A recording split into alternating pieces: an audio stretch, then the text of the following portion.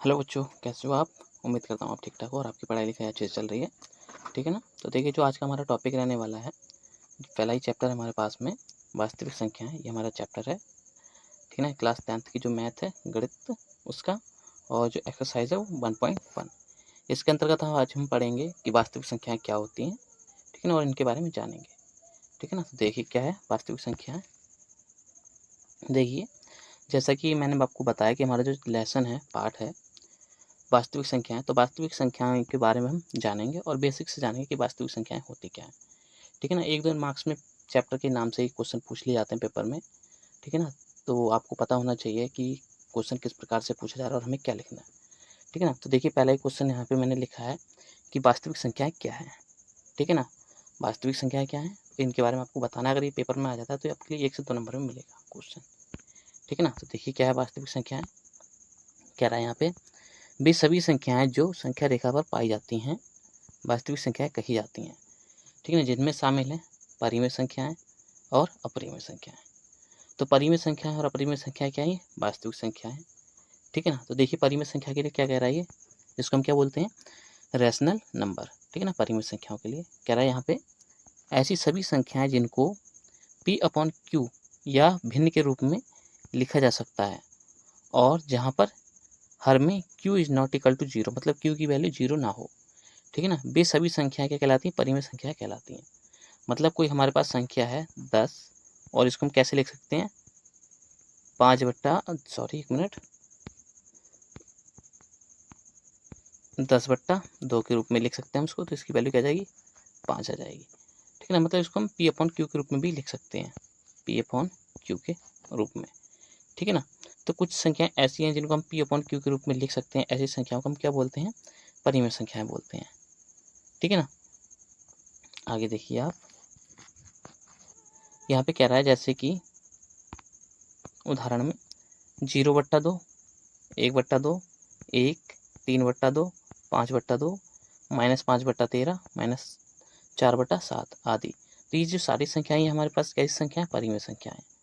ठीक है ना। परिमेय संख्याएं आपके लिए समझ में आई, ऐसी संख्याएं जिनको हम P/Q के रूप में लिख सकते हैं। ठीक है ना। यह हम कह सकते हैं अंश बट्टा हर के रूप में लिख सकते हैं। ऐसी सभी संख्याएं हमारे पास क्या कहलाती हैं, परिमेय संख्याएं कहलाती हैं।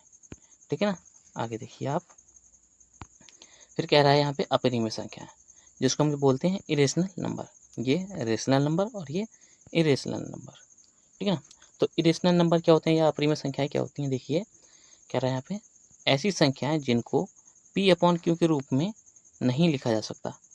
मतलब जैसे कि हमारे पास में 11 है, 11 को हम क्या लिख सकते हैं, 11/2 लिख सकते हैं। ठीक है ना। लेकिन कुछ ऐसी संख्या होती है जिनको अंश बट्टा हर के रूप में नहीं लिखा जा सकता, जैसे कि ये जो संख्याएं हैं दी हुई।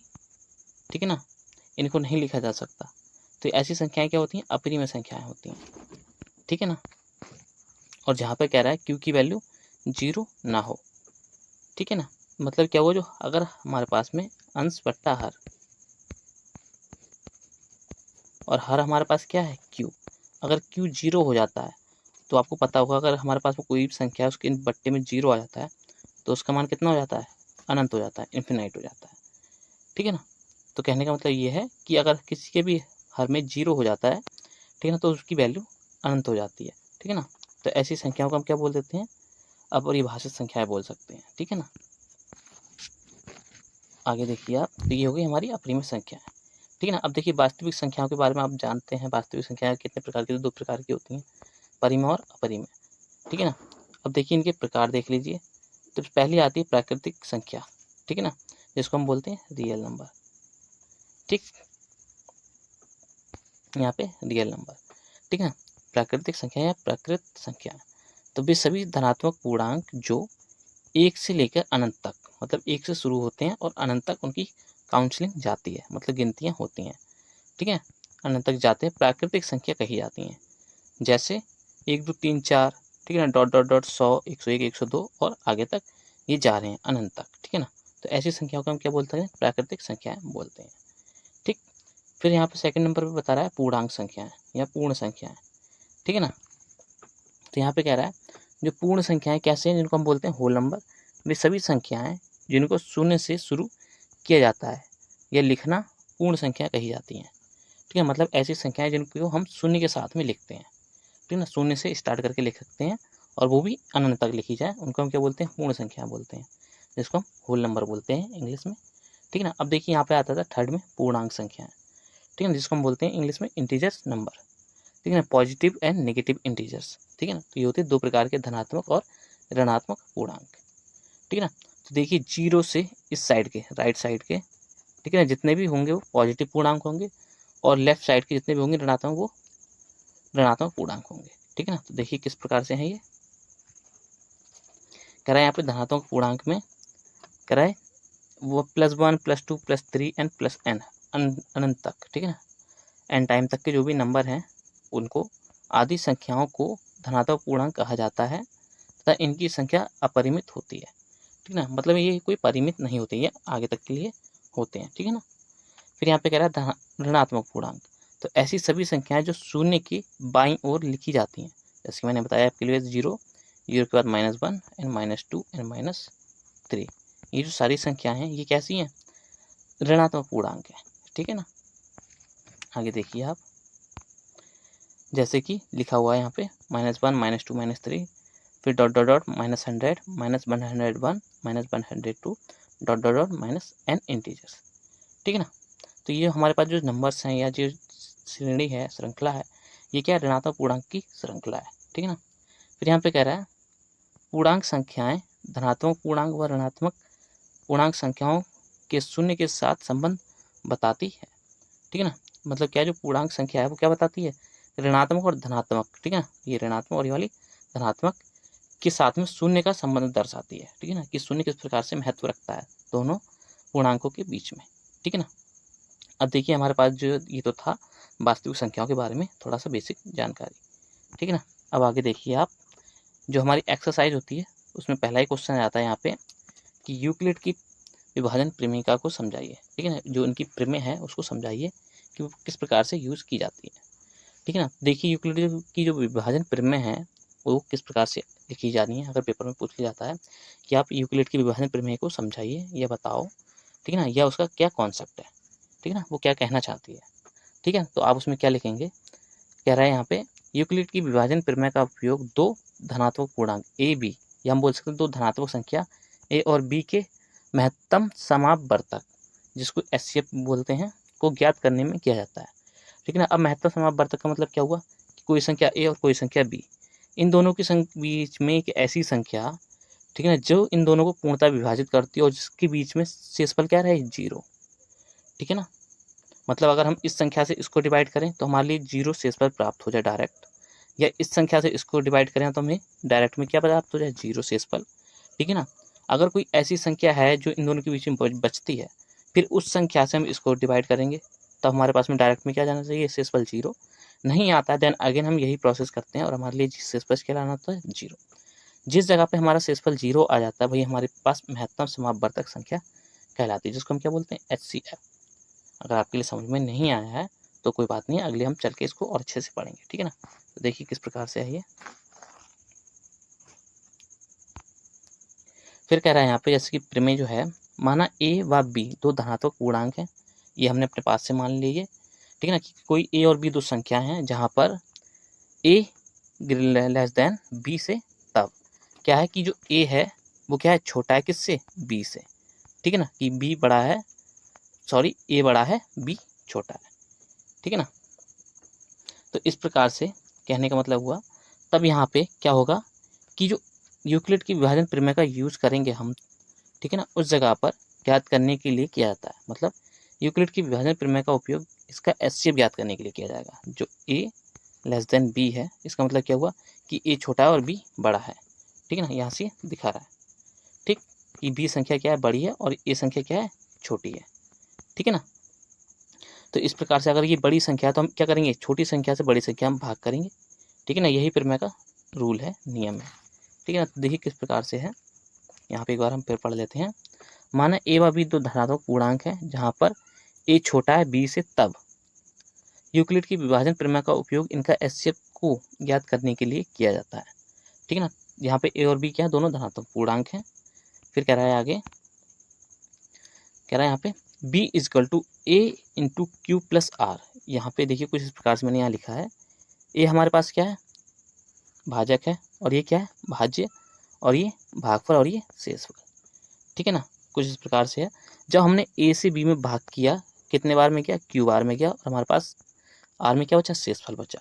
ठीक है ना, तो कुछ ये फॉर्मूला की विधि जो है हम अप्लाई करते हैं यूक्लिड की विभाजन प्रमेय में। ठीक है ना, जहाँ पर 0 से बड़ा होता है क्या, r, और 0 के बराबर भी हो सकता है, लेकिन जो r होगा वो हमेशा क्या रहेगा, b से छोटा रहेगा, और b की वैल्यू क्या रहेगी, r से हमेशा बड़ी रहेगी। ये एक लिमिटेशन होती है, ठीक है ना, कि ये कंडीशन फॉलो करनी चाहिए उसके लिए। ठीक है ना, यहाँ पे r बराबर नहीं हो सकता किसके, b के। ठीक है ना, फिर यहाँ पे कह रहा है यदि r बराबर 0 हो तब a या b के बीच में HCF a होगा। ठीक है ना, कहने का मतलब यदि हमारा पास r 0 मिल जाता है, शेषफल हमें 0 प्राप्त हो जाता है किसी भी कंडीशन पर, जैसे कि हमने a से b में भाग किया और हमारे पास 0 आ गया तुरंत ही। ठीक है ना, b संख्या जो है पूर्ण कट जाती है भाग देने पर, तो हमारे पास जो HCF की वैल्यू होगी वो क्या होगी, a होगी। ठीक है ना, भाजक जो संख्या होगी हमारे पास में वही क्या हो जाएगी, हमारे पास में HCF की वैल्यू होगी। ठीक, फिर यहाँ पे कह रहा है यदि r is not equal to 0 हो तब इस प्रमेय का उपयोग अनंत शून्य शेषफल प्राप्त करने तक किया जाता है। ठीक है, मतलब आगे के लिए, अंततः आगे के लिए शून्य शेषफल प्राप्त करने के लिए किया जाता है, जिससे r से a पूर्णांक संख्या को विभाजित किया जाता है। ठीक है ना, मतलब क्या करेंगे, जो r बचा है फिर हम r से a पूर्णांक संख्या में भाग करेंगे, जैसे कि ये यहाँ पे लिखा गया है। ठीक है ना, देखिए यहाँ से अगर हमारे पास में शेषफल बचता है, r हमारे पास में शेषफल बचा, ठीक है ना, ये संख्या नहीं कटी। एक बार मैं यहाँ फिर से बता दूँ आपके लिए कि हमने a से b में भाग किया, ठीक है ना, और हमारे पास क्यू बार में गया जहाँ पे हमारे पास r शेषफल बच गया। ठीक है ना, अब इस शेषफल से हम क्या करेंगे, a में भाग करेंगे। यहाँ पे r से हमने क्या किया, a में भाग किया। ठीक है ना, देन t टाइम में हमारे पास जो शेषफल है वो क्या रहा, 0 रहा। ठीक है ना, t बार में शेषफल हमारे पास में 0 रहा। तो इस प्रकार से जो हमारे पास में जो r बचा है, यही हमारे पास में क्या कहलाएगा, इस बार का HCF कहलाएगा। ठीक है ना, कह रहा है यहाँ पे जिस भाजक संख्या r पर भाज्य संख्या a का शेषफल 0 प्राप्त होता है, ठीक है ना, वही भाजक संख्या उसका HCF भाजक कहलाती है। ठीक है ना, मतलब जो r है यही हमारे पास क्या कहलाएगा, HCF कहलाएगा। ठीक है ना, यही हमारी क्या है, यूक्लिड की विभाजन प्रमेय है। ठीक है ना, कहने का मतलब आपको समझ में आया अच्छे से। ठीक है ना, यूक्लिड की विभाजन प्रमेय क्या कहती है कि ये हमारे लिए भाजक ही हमारे पास में क्या, दो संख्याओं के बीच का HCF होता है। ठीक है ना, और भाजक के लिए क्या कंडीशन होनी चाहिए, हमारे पास में जो शेषफल की वैल्यू क्या होनी चाहिए, 0 होनी चाहिए। जिस जगह पर हमारे पास में शेषफल की वैल्यू 0 आ जाती है, उस जगह पर जो भाजक होगा, भाज्य संख्या को पूर्णतः विभाजित कर रहा होगा, वही हमारा क्या कहलाएगा, HCF कहलाएगा। ठीक है ना, देखिए इसी के बेसिस पे एक क्वेश्चन है, आगे देखिए आप। ठीक है ना, देखिए यहाँ पे क्वेश्चन नंबर 3, ये भी किताब का ही लिया गया क्वेश्चन। ठीक है ना, एग्जाम्पल से है ये। कह रहा है यहाँ पे 12,576 व 40,52 के बीच, ठीक है ना, यूक्लिड विभाजन प्रमेय का उपयोग करके HCF ज्ञात कीजिए। ठीक है ना, तो कह रहा है यहाँ पे भाजक संख्या क्या हुई, सबसे छोटी संख्या 40,52, जो हमारी क्या है, सबसे छोटी संख्या जो होती है हमारी भाजक कहलाती है। ठीक है ना, और भाज्य क्या है, सबसे बड़ी संख्या कितनी है, 12,576, ये हमारे पास क्या है, बड़ी संख्या, जिसको हम क्या बोलते हैं, भाज्य संख्या। ठीक है ना, अब देखिए 12,576 को हमने भाग किया कितने से, 40,52 से, कितने टाइम में किया, 3 टाइम में। शेषफल कितना बचा हमारे पास में, 420। ठीक है ना, जहाँ पे हमने क्या लिखा, शेषफल इज नॉट इक्वल टू 0। ठीक है ना, अब देखिए हमारे पास शेषफल कितना बचा है, 420। अब इस 420 से हम क्या करेंगे, इस वाली संख्या हम भाग करेंगे। ठीक है ना, तो ये हमारे पास संख्या है, अब इसमें हम कितने से भाग कर रहे हैं, 420 से भाग कर रहे हैं। 420 से जब इसमें भाग किया तो हमारे पास कितने टाइम में गया, 9 टाइम में भाग गया। और शेषफल कितना बचा इसका, 272। यहाँ पर भी हमारे पास शेषफल की वैल्यू क्या हुई, 0 प्राप्त नहीं हुई। ठीक है ना, अब ये जो शेषफल बचा है हमारे पास में 272, इसका भाग हम किस में करेंगे, 420 में करेंगे। ठीक है ना, तो 420 हमारे पास इस जगह पे, और 272 से हमने इसमें क्या किया, भाग किया। ठीक है ना, अब 272 से हमने 420 में भाग किया तो कितने टाइम में गया, 1 टाइम में। और शेषफल हमारे पास कितना बचा, 148। ठीक है ना, 148 शेषफल बचा। और यहाँ पर देखिए शेषफल की वैल्यू क्या आई है, 0 नहीं आई है। ठीक है ना, तो हम दोबारा से इसी प्रोसेस को दोबारा करेंगे। ठीक, यहाँ पे हमारे पास में शेषफल कितना बचा, 148। अब हम क्या करेंगे, इस 148 को इसमें 272 में क्या करेंगे, फिर से भाग करेंगे। ठीक, तो 148 से हमने 272 में भाग किया, कितने टाइम में गया, 1 बार में, 1 टाइम। ठीक ना, अब कितना बचा शेषफल हमारे पास में, 124। और यहाँ पे देखिए शेषफल क्या बता रहा है, 0 नहीं आया है। ठीक है ना, हमें क्या लाना है, शेषफल 0। ठीक, अब इस 124 से हम क्या करेंगे, 148 में क्या करेंगे, भाग करेंगे। ठीक है ना, तो देखिए 148 में हमें 124 से भाग करेंगे कितने टाइम में, क्या 1 टाइम में। ठीक, 124 इंटू 1 124 और प्लस 24 कितना हो जाएगा, 148। ठीक है ना, मतलब इसके इक्वल हो जाएगा। ठीक है, तो यहाँ पे देखिए शेषफल हमारे पास कितना प्राप्त हुआ है, 24, और यहाँ पे शेषफल की कंडीशन क्या बता रहा है, 0 नहीं प्राप्त हुआ है। ठीक, अब इस 24 से हम क्या करेंगे, 124 ये जो है इसमें भाग करेंगे, तो 124 ये, और इस 24 से हमने जब इसमें भाग किया तो 5 बार में गया। ठीक, जिसमें हमें शेषफल की प्राप्ति कितनी हुई, 4 की, और यहाँ पे क्या बता रहा है, शेषफल इज नॉट इक्वल टू 0। यहाँ पर भी हमें शेषफल क्या हुआ, 0 प्राप्त नहीं हुआ है। ठीक ना, पुनः हमने यही विधि अपनाई। अब क्या करेंगे, हम 4 से इस 24 में भाग करेंगे, 24 यहाँ, 4 यहाँ, 4 से जब हमने 24 में भाग किया तो कितने टाइम में किया, 6 टाइम में। और इस समय हमें जब ये 6 टाइम में हमने 4 से भाग किया 24 में, तो कितना बार गया जी, 6 बार में 24, मतलब 4 से जब हमने 24 में भाग किया यहाँ पे, तो 6 टाइम में हमें 24 प्राप्त हुआ, और रिमाइंडर में हमें क्या प्राप्त हुआ, शेषफल में 0। ठीक है ना, जैसे ही हमें 0 की प्राप्ति हुई शेषफल की, शेषफल इज इक्वल टू 0, वही संख्या, ठीक है ना, कितने से भाग किया था हमने, 4 से भाग किया, तो ये जो 4 है यही क्या होगा, 512, 576 और 4052 के बीच का क्या होगा, एचसीएफ होगा। ठीक है ना, कहने का मतलब आपको समझ में आया विधि कैसे हो रही है, रूल एक ही लगना है, एक ही मेथड अपनाना है। ठीक है ना, जो बड़ी संख्या है उसमें आप शेषफल से भाग करते रहो। ठीक, और लास्ट में हमें जो जिस संख्या पर शेषफल प्राप्त हो जाए वही हमारे पास क्या कहलाएगी, एचसीएफ कहलाएगी संख्या। ठीक है ना, हमें हमेशा शेषफल से बड़ी संख्या में भाग करना है। ठीक है ना, आगे देखिए फिर क्या कह रहा है यहाँ पे, कह रहा है भाज्य बराबर भाजक गुणा भागफल प्लस शेषफल। ये क्या है, यूक्लिड की विभाजन प्रमेय का फॉर्मूला है।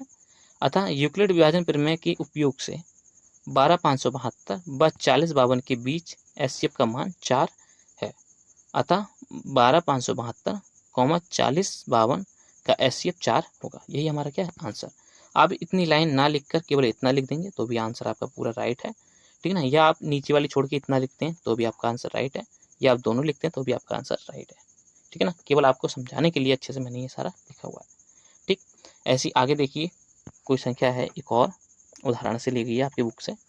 कह रहा है यहाँ पे क्वेश्चन नंबर 4 में, दिखाइए कि प्रत्येक धनात्मक समपूर्णांक 2q व विषम पूर्णांक 2q + 1 के रूप का होता है, जहाँ q बराबर क्या, एक पूर्णांक है। तो पूर्णांक आपको पता है क्या होते हैं, ऋणात्मक और धनात्मक दोनों हो सकते हैं, या कोई संख्या भी हो सकती है। ठीक है ना, तो यहाँ पे कह रहा है आंसर में, चूंकि यूक्लिड की दो धनात्मक पूर्णांक ए व बी के लिए विभाजन प्रमेय का यूज हम किस प्रकार से करते हैं, बी बराबर A dot q plus r, जहाँ पे क्यू क्या है, बड़ा होता है 1 से, या उसके बराबर भी हो सकता है। ठीक है ना, बट 0 नहीं होगा।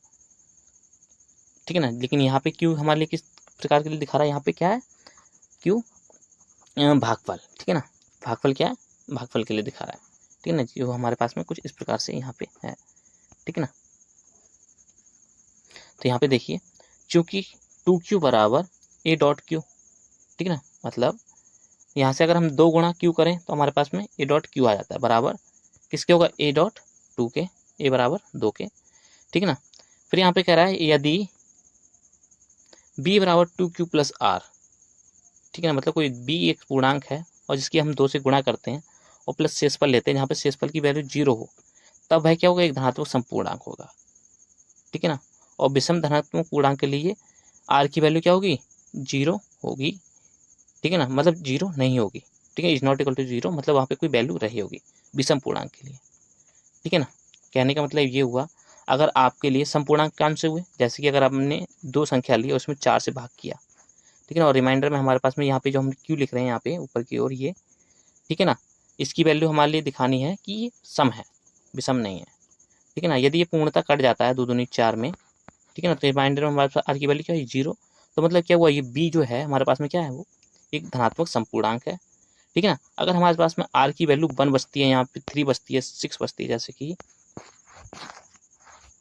देखिए आप, यदि मैंने यहाँ पे 2 से भाग किया 5 में, ठीक है ना, 2 2 जा 4, यानी यहाँ पे 1 बचा, तो आर की वैल्यू जैसी 1 बचती है तो यहाँ पे क्या हो जाता है, विषम धनात्मक पूर्णांक हो जाता है। ठीक है ना, और जैसी यदि आर की वैल्यू सम होती है तो ये क्या हो, 0 होती है यहाँ पे। ठीक है ना, यहाँ पे अगर मैं 4 करता हूँ तो 2 2 जा 4, और यहाँ पे शेषफल में हमारे पास 0 बचता है, तो सम धनात्मक पूर्णांक होता है। क्यों, क्योंकि आर की वैल्यू वहाँ पे क्या हुई, 0। ठीक, यदि किसी भी संख्या में आर की वैल्यू 1 बचती है, 3 बचती है, 5 बचती है, मतलब आर की वैल्यू बच रही है, ठीक है ना, 0 नहीं आ रही है, तो वहाँ पे क्या होगा, वो विषम धनात्मक पूर्णांक है। और यदि r की वैल्यू 0 बच रही है तो वहाँ पे क्या होगा, वो सम धनात्मक पूर्णांक है।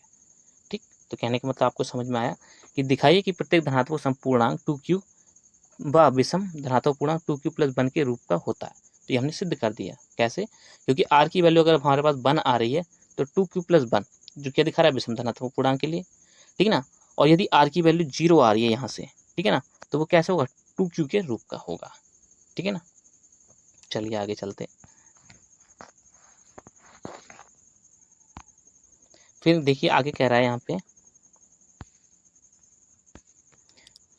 पे उसी के सिमिलर है क्वेश्चन जो ऊपर था। कह रहा है दर्शाइए कि एक धनात्मक विषम पूर्णांक 4q + 1 व 4q + 3 या 4q + 2n + 1 के रूप का होता है। ठीक है ना, तो मैंने आपके लिए क्या बताया था, यदि कोई भी संख्या b = 2a इतना आता है, ठीक है ना, और यदि प्लस r की जगह पर 1 2 3 4 5 कुछ भी हो, ठीक है ना, तो वो सारी की सारी क्या हो जाएंगे, विषम धनात्मक पूर्णांक हो जाएंगे। यदि b की जगह पर कोई भी हमारे पास में यहाँ पे 2 नहीं होगा, या 4 भी नहीं होगा, ठीक है ना, 2r आ जाता है, 2a के साथ में r की जगह पर 2 आ जाता है, 3 नहीं 4 6 कुछ भी आया था, तो वो सब हमारे पास में क्या हो जाएंगे, समपूर्णांक होंगे। ठीक है ना, चलिए हम इसको सिद्ध करते हैं पहले, उसके बाद देखते हैं आगे का डिस्कशन। ठीक है ना, तो देखिए यहाँ पे कह रहा है चूंकि धनात्मक विषम पूर्णांक के लिए यूक्लिड की विभाजन प्रमेय का उपयोग से, तो हमने क्या देखा है कि b = a.q + r, जहाँ पे क्या होता है, 0 बराबर होता है किसके, r के, या उसके बड़ा होता है, 0 से बड़ा होता है r, लेकिन जो r होगा वो हमेशा क्या रहेगा, a से छोटा रहेगा। ठीक है ना, अब किस प्रकार से रहेगा, देखिए जो हमने लिखा है ये इतना कंटेंट, इसके लिए भी हम समझ लें। b हमारा क्या है, भाज्य संख्या है, a हमारे पास में क्या है, भाजक है, q क्या है हमारे पास में, भागफल है, r क्या है हमारे पास में, शेषफल है। ठीक है ना, फिर यहाँ पे कह रहा है चूंकि विषम धनात्मक पूर्णांक के लिए, ठीक है ना, 4q + 1 या 4q + 3 होना चाहिए, या हम इससे तुलना करें तो देखें क्या आता है। तुलना करने पर किसकी तुलना, इसकी तुलना इसके साथ करने पर, ठीक है ना, क्योंकि इसने कहा कि विषम धनात्मक पूर्णांक हमारे पास में एक ये है 4q + 1 और 4q + 3, ये हमारे पास में क्या है, विषम धनात्मक पूर्णांक है और इनके रूप का होता है। ठीक है ना, एक ऐसा पूर्णांक हमें ज्ञात करना है, वो कौन से देखिए आप।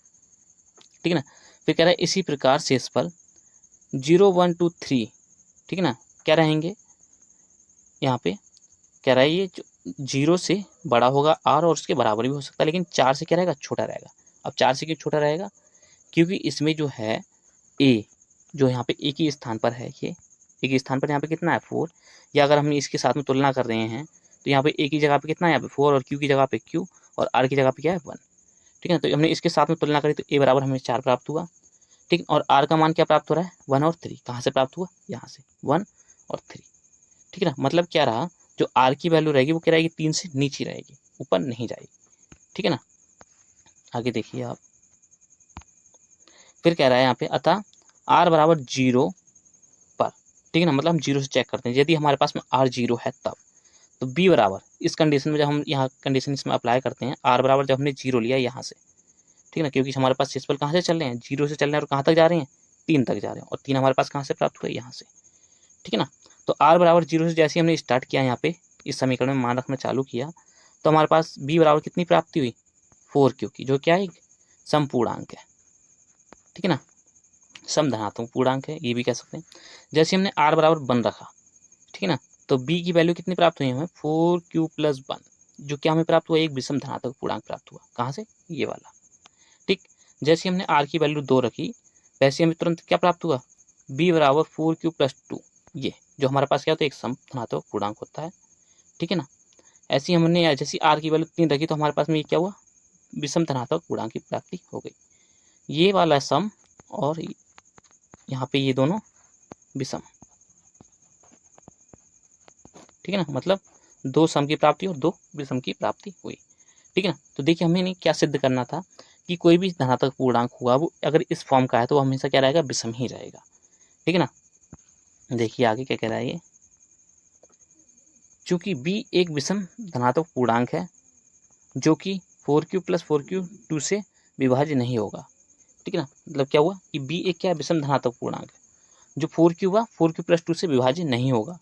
अतः सभी विषम धनात्मक पूर्णांकों का स्वरूप, जो सारी की सारी संख्याएं होंगी विषम धनात्मक पूर्णांक की, वो कैसी रहेंगी? 4q + 1, 4q + 3, 4q + n plus 4q plus into में 2n + 1 के रूप की होंगी। ठीक है ना, तो जो हमें सिद्ध करना था, ठीक है ना, हमें केवल दिखाना था कि जो सभी विषम धनात्मक पूर्णांक वो किस रूप के होंगे, इस रूप के होंगे, और जो भी इस रूप के होंगे वो कैसे होंगे, सभी समधनात्मक पूर्णांक होंगे। ठीक है ना, चलिए हमारा ये वाला क्वेश्चन भी क्या हुआ, कंप्लीट हुआ। ठीक है ना, अगर आपके लिए नहीं आया हो थोड़ा समझ में, तो आप एक बार वीडियो स्किप कर लीजिए बैक और आप इसको अच्छे से समझिए। ठीक है ना, क्योंकि ये क्वेश्चन बहुत ही ज़्यादा पेपर में पूछे जाते हैं और एग्जाम्पल से ज़्यादा लिए जाते हैं। ठीक है ना, इसलिए मैंने आपको ये पढ़ाया है अभी। ठीक है ना, अच्छे से आप इसको समझ लीजिए कि हमें केवल इस चीज़ की तुलना करानी है। ठीक है ना, जो भी हमें सवाल में पूछा जाए इस कंडीशन की तुलना करानी है। ठीक है ना, उसके साथ में चलिए आगे देखिए आप। ये देखिए हमारी एक्सरसाइज यहाँ से स्टार्ट होती है अब। ठीक है ना, तो प्रश्नावली 1.1। ठीक, चलिए स्टार्ट करते हैं प्रश्नावली के बारे में। ये अभी तक हमारे पास में एग्जाम्पल के थे सारे क्वेश्चंस। ठीक है ना, जिनको हमने अच्छे से पढ़े हैं, समझे हैं। अब जो एक्सरसाइज के क्वेश्चन हैं उनको पढ़ने में हमें आसानी रहेगी। ठीक है ना, तो पहला ही क्वेश्चन है यहाँ पे, यूक्लिड की विभाजन प्रमेय का यूज करके, ठीक है ना, एचसीएफ ज्ञात कीजिए। ये उपयोग करके एचसीएफ ज्ञात कीजिए। तो देखिए 35 और 225, ठीक है ना, इन दोनों संख्याओं में सबसे बड़ी संख्या कौन सी है? 225। मतलब 225 हमारी क्या है? भाज्य है, और 135 क्या हुई? हमारे भाजक हुई। ठीक, ऐसे यहाँ पे इन दोनों में भाज्य और भाजक कौन सी हुई? भाजक हमारी संख्या क्या है? ये, और भाज्य संख्या ये वाली। ऐसे इन दोनों में भाज्य और भाजक, तो भाज्य संख्या हमारी क्या है? 867, और भाजक क्या है? 225। ठीक है ना, तो इन दोनों में यूक्लिड की विभाजन प्रमेय का जो हम यूज करेंगे, तो देखिए यूक्लिड की विभाजन प्रमेय का क्या कहती है। कहती है चूंकि यूक्लिड की विभाजन प्रमेय का उपयोग जो हम कर रहे हैं, तो b बराबर क्या है? AQ + R, जहां पर 0 से क्या है? R बड़ा होना चाहिए, उसके बराबर हो, ये कंडीशन है। लेकिन a से क्या रहेगा? R हमेशा छोटा रहेगा। ठीक है ना, तो यहाँ पे देखिए इस कंडीशन को लिख रहा है, भाज्य बराबर भाजक गुणा भागफल प्लस शेषफल।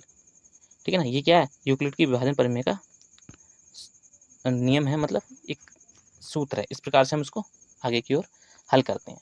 ठीक है ना, फिर कह रहा है यहाँ पे, चूंकि दी गई संख्या सबसे छोटी संख्या a बराबर क्या है? भाजक हमारी कितनी? 135। दी गई संख्या बड़ी, ठीक है, सबसे बड़ी संख्या क्या है? b, जिसको हम क्या बोलते हैं? भाज्य संख्या 225। ठीक है ना, तो हम क्या करेंगे? 225 में 135 से क्या करेंगे? भाग करेंगे। तो 225 में हमने 135 से भाग किया, एक टाइम में गया। ठीक, जिसका शेषफल कितना है? 90 आया, 90 आया, जिसमें यहाँ पे शेषफल की कंडीशन क्या बता रहा है? 0 नहीं है, इज नॉट इक्वल टू 0।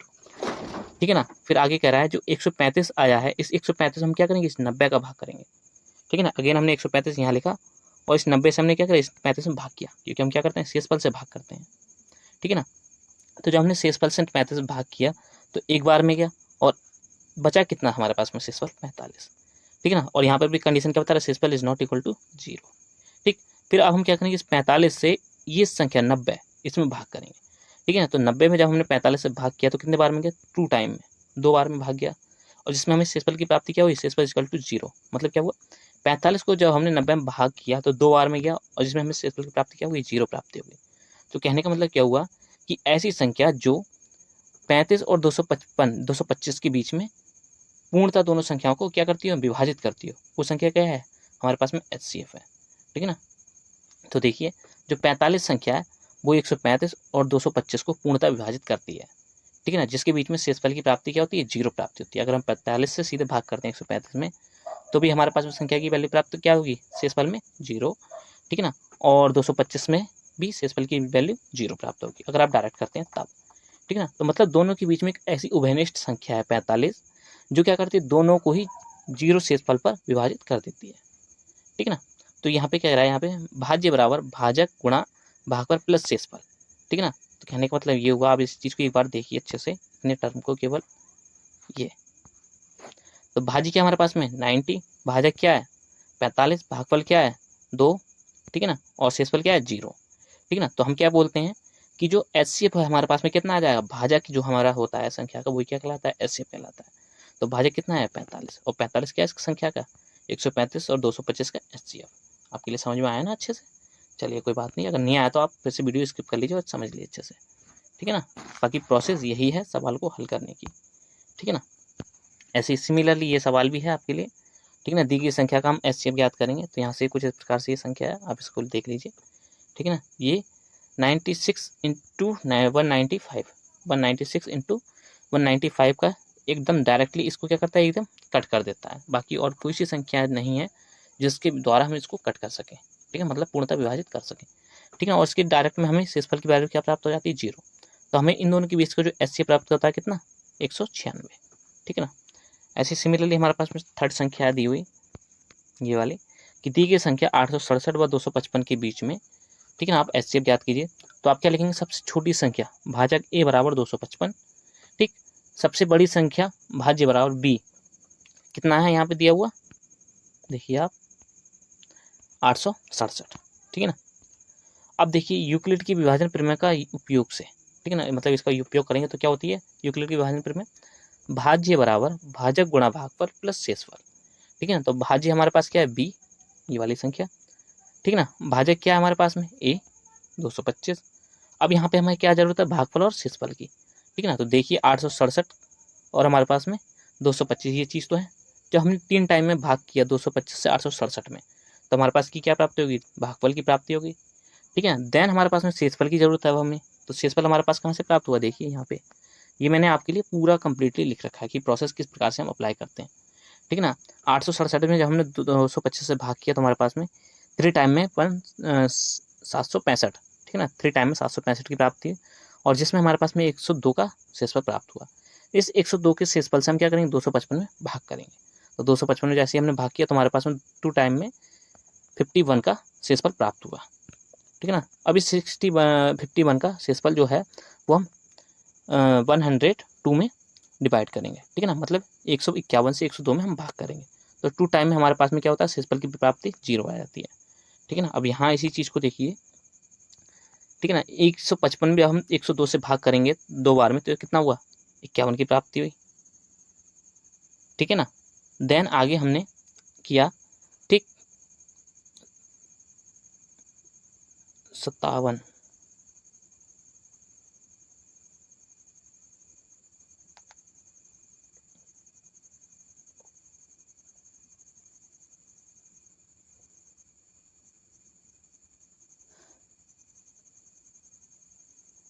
जी।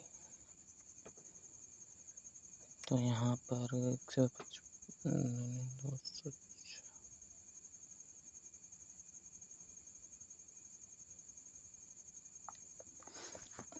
तो यहाँ पे देखिए हमारे लिए 0 की प्राप्ति हुई।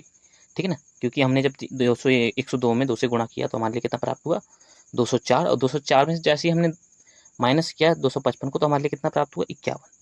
ठीक है ना, 51 को जैसे हमने 2 से गुणा किया तो हमें 102 की प्राप्ति, और जिसमें हमें शेषफल डायरेक्टली क्या प्राप्त हो गया, 0। ठीक है ना, तो कहने का मतलब हुआ 867 व 255 का एचसीएफ कितना हुआ, 51। ठीक है ना, तो भाजक बराबर 51 और भाज्य बराबर 102, भागफल 2 और शेषफल 0। ठीक है ना, तो इस चीज़ को हमने जब यहाँ से मिलाया तो हमें शेष जो एचसीएफ प्राप्त कितना हुआ, 51 प्राप्त हुआ। ठीक है ना, ऐसे आगे देखिए आप, यहाँ पे क्वेश्चन संख्या 2, जैसा कि हमने शुरू में पढ़ रखे थे ये वाले सवाल, तो उसी की बेसिस पे यहाँ पे आगे देखिए। अभी जो हमने कुछ समय पहले पढ़ा था, कह रहा दर्शाई कि कोई धनात्मक विषम पूर्णांक 6³ + 1 व या 6³ + 3 या 6³ + 5 के रूप का होता है। ठीक है ना, तो मैंने आपके लिए पहले ही बता दिया, अगर कोई भी हमारे पास में संख्या b बराबर, ठीक है ना, a.q के रूप में प्राप्त होती है। ठीक है ना, तो वो सभी के सभी क्या होंगे, सम होंगे, सम धनात्मक पूर्णांक होंगे। ठीक है ना, यदि कोई भी संख्या b बराबर a.q + r के रूप में मिलती है, ठीक है ना, तो वो सारे के सारे क्या होंगे, हमारे लिए विषम धनात्मक पूर्णांक की संख्याएं होंगी। तो विषम धनात्मक पूर्णांक संख्या क्या होगी, वो b होगी। ठीक है ना, चलिए इस चीज़ को हम सिद्ध भी करते हैं कि किस प्रकार से मैं ये बात कह रहा हूँ आपके लिए। ठीक है ना, और आपको ये समझ में भी आनी चाहिए। ठीक है ना, तो चलिए देखिए, कह रहा चूंकि यूक्लिड की विभाजन प्रमेय का उपयोग करने पर b बराबर a.q + r। अब इसको हम अच्छे से समझ लें कि b क्या है, b हमारे पास क्या है, एक भाज्य संख्या है, a क्या है हमारे पास में एक भाजक है, q क्या है हमारे पास में एक भागफल है, और r क्या हमारे पास में एक शेषफल है। जहाँ पर 0 से बड़ा और बराबर हो सकता है r, लेकिन ए से हमेशा क्या रहेगा, आर छोटा रहेगा। ये कंडीशन है किसकी, यूक्लिड की विभाजन प्रमेय की, ठीक है ना।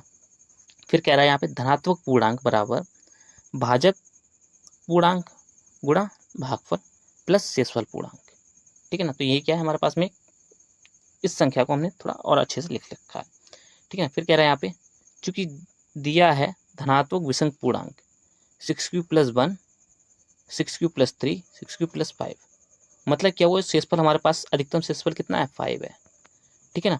तो जो r की वैल्यू कहाँ होगी, वो 0 से लेकर 5 तक की ओर बढ़ रही है, ठीक है ना। कहने का मतलब हुआ जहाँ पर r बराबर 0 से 5 तक या 6 तक जा रहा है शेषफल, ठीक है ना, मतलब 5 तक जा रहा है। ये r हमारे पास कितना है, 5, ठीक। यहाँ पे ये कितना है, 5 है, ठीक है ना, सॉरी यहाँ 6 है ये, ठीक है ना, a की वैल्यू यहाँ 6 होगी, ठीक है ना, ये 6 है, ठीक। तो r हमारे लिए कितना प्राप्त हो रहा है, 5 तक, मैक्सिमम r कितना है, 5। तुलना करने पर यूक्लिड की विभाजन प्रमेय से तो a की वैल्यू कितनी प्राप्त हुई, 6, ठीक है ना, और q हमारे पास कितना प्राप्त हुआ है, q, तो देखिए q तो हमें यहाँ पे नहीं निकालना, लेकिन हमें r के बारे में जरूर जानना है, ठीक है ना। तो देखिए तुलना जैसी हमने करी है ऊपर जो हमने लिख रखा था उससे, ठीक। तो कह रहा है r बराबर 0 पर विषम धनात्मक पूर्णांक, ठीक है ना, 6q + r, ये हमारे पास कंडीशन है। जैसे ही हमने 0 रखा r बराबर, तो हमारे लिए 6q की प्राप्ति हो गई, जो क्या है, एक सम धनात्मक पूर्णांक है। जैसे r बराबर हमने बन रखा, तो विषम धनात्मक पूर्णांक 6q + 1 बराबर 6q + 1, यहाँ पे r होगा, आप r कर लीजिए, 6q + r बराबर 6q + 1, तो ये क्या हुआ, एक विषम धनात्मक पूर्णांक हुआ। जैसे r बराबर हमने 2 रखा, तो आगे हमें क्या प्राप्त हुआ, b बराबर 6q + r बराबर 6q + 2, ये हमारे पास क्या हुआ, एक सम हो गया, ठीक है ना।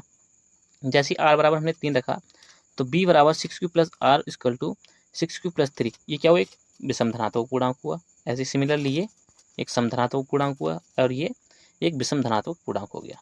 अर्थात b एक धनात्मक विषम पूर्णांक है जो कि 6q + 2 और 6q + 4 नहीं है। मतलब क्या हुआ कि ये जो संख्या है b, वो इनके द्वारा पूर्ण रूप से विभाजित नहीं हो रही होगी, ठीक है ना।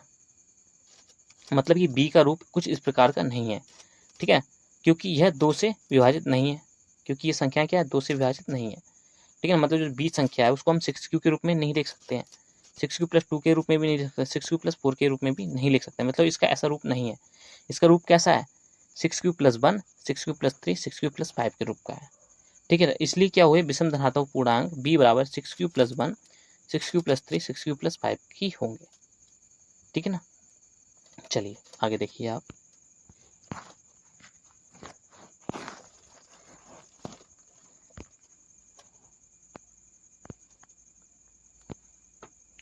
और जो कि हमें क्या करना था, एक विषम धनात्मक पूर्णांक को ये दर्शाना था, ठीक है ना, कि जो विषम धनात्मक पूर्णांक होते हैं उनका रूप कैसा होता है, 6q + 1 6q + 3 6q + 5 के रूप का होता है।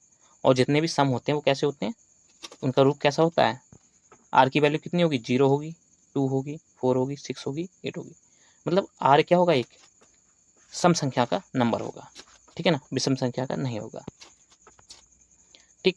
अब देखिए यहाँ पे कुछ क्वेश्चन और है, यहाँ पे क्वेश्चन नंबर 3 कह रहा है किसी परेड में एक 616 सदस्यों की आर्मी सेना को 32 सदस्यों की आर्मी बैंड में मार्च किया जाता है, ठीक है ना, तथा दोनों समूहों को एक समान मार्च करना है, तब मार्च होने की अधिकतम संख्या ज्ञात कीजिए, ठीक है ना।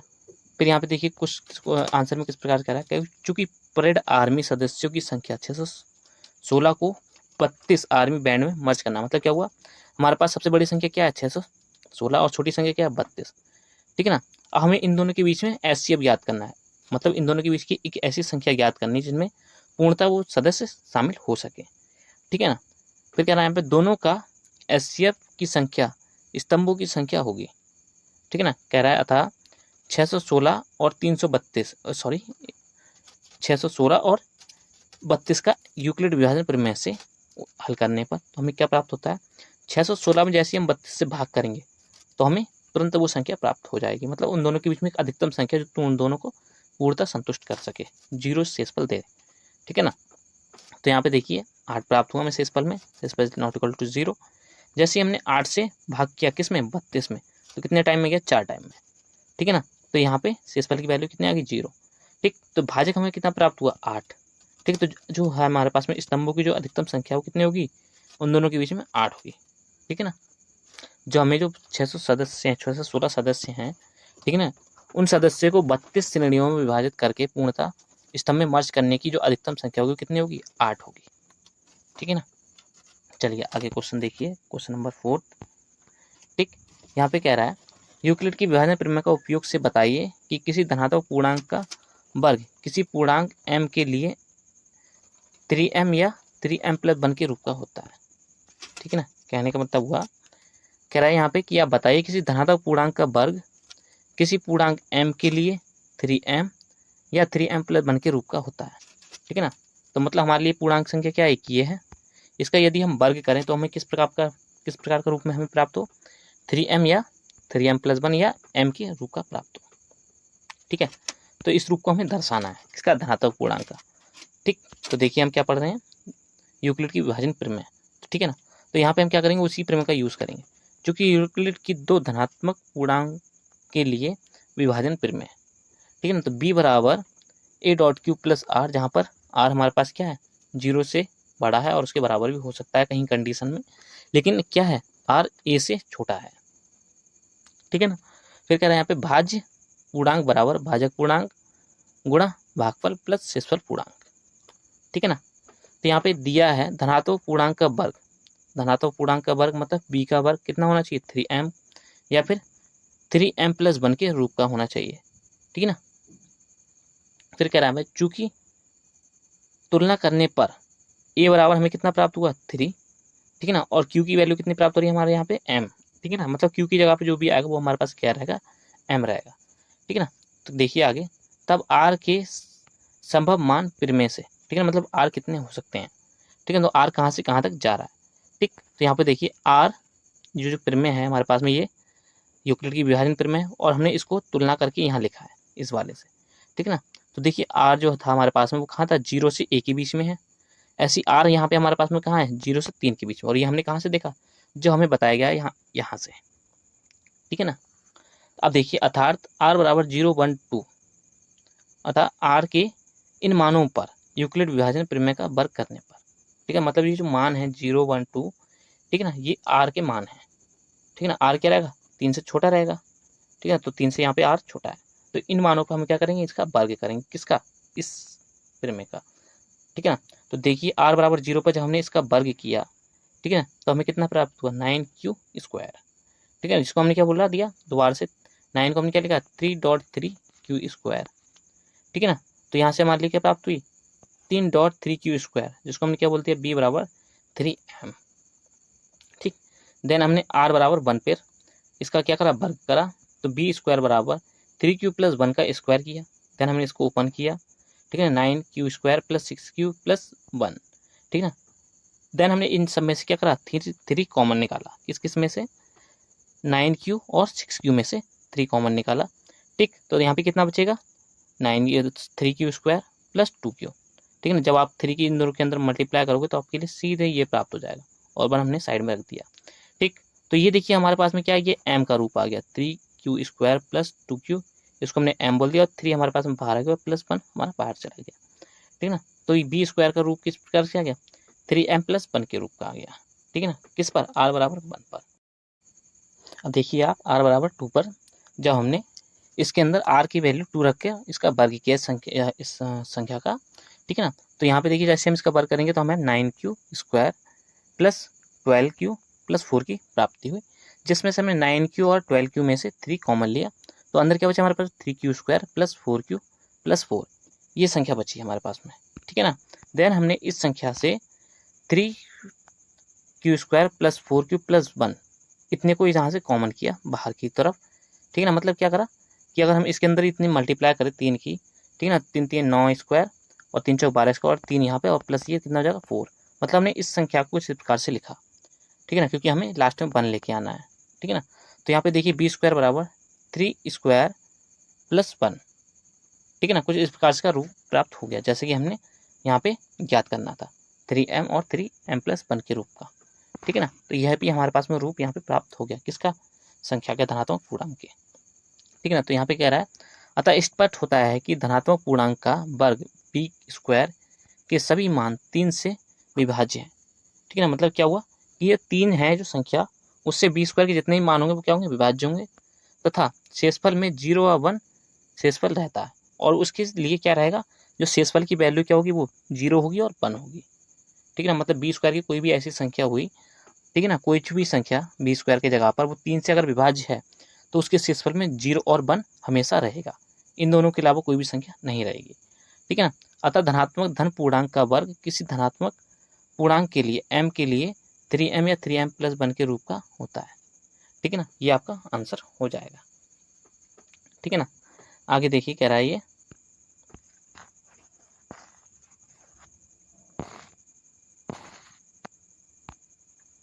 कह रहा है यूक्लिड की विभाजन प्रमेय का उपयोग करने पर बताइए कि किसी धनात्मक पूर्णांक का घन, मतलब घन का मतलब क्या हुआ कि कोई भी संख्या a है उसका क्यूब घन हुआ। ठीक है ना, घन 9m 9m+1 वह 9m+8 के रूप का होता है।